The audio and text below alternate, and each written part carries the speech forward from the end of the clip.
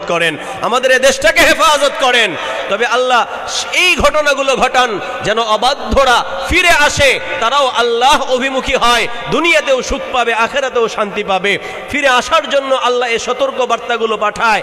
যখন মুসিবত শুরু হয়ে যায়, এত কদিন আগে গত শুক্রবারের ঘটনা, মাত্র কয়েক সেকেন্ডের এক ভূমিকম্প, অল্প মাত্রার এক ভূমিকম্প দেখেছেন আপনারা। যে যেখানে যে অবস্থায় ছিল তার জবানের ভিতরে আল্লাহ আল্লাহ, লা ইলাহা ইল্লাল্লাহ মুহাম্মাদুর রাসূলুল্লাহ, লা ইলাহা ইল্লা আনতা সুবহানাকা ইন্নী কুনতু মিনাজ জালিমিন। টিভি টকশোর ভিতরে যেই নারীটা বেপরদা অবস্থায় এতক্ষণ পর্যন্ত বক্তৃতা করে আসছিল, যখন কম্পন শুরু হয়ে গেছে সাথে সাথে শাড়ির আঁচলটা মাথার উপরে টানবার চেষ্টা করছেন। হ্যাঁ, দেখেন নাই বোধ হয়?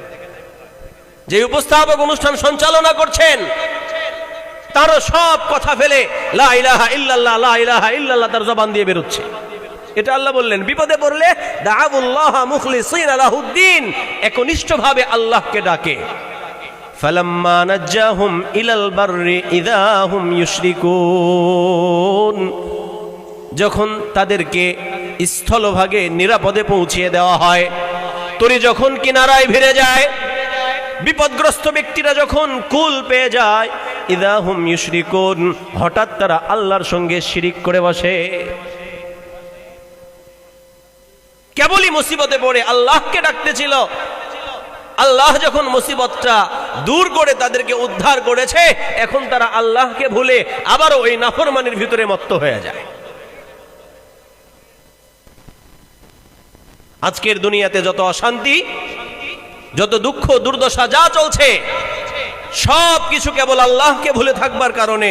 যাহারাল ফাসাদু ফিল বাররি ওয়াল বাহর বিমা কাসাবাত আইদিন নাস, মানুষের কর্মফল হিসেবে আজকের দুনিয়াতে যত শান্তি বিরাজ করছে, এই সব অশান্তি যদি দূর করতে চায়, কোরআনের কাছেই ফিরে আসতে হবে, কোরআনের অনুশাসন মানতে হবে, কোরআনে আদর্শকে আমার আদর্শ বানাইতে হবে।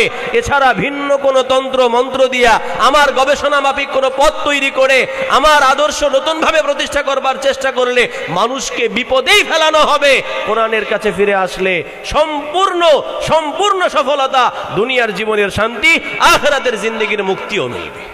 কোরআন যেগুলো থেকে নিষেধ করেছে সেগুলো থেকে দূরে থাকতে হবে, কোরআন যেগুলো করতে বলেছে সেগুলোই করতে হবে, তবেই শান্তি দুনিয়াতে এবং আখিরাতে আমাদের জন্য বরাদ্দ হবে। সুখ চাই, শান্তি চাই, বলেন সুখ ও শান্তির নিয়ন্ত্রণ কার হাতে? সুখ বিতরণ কে করেন?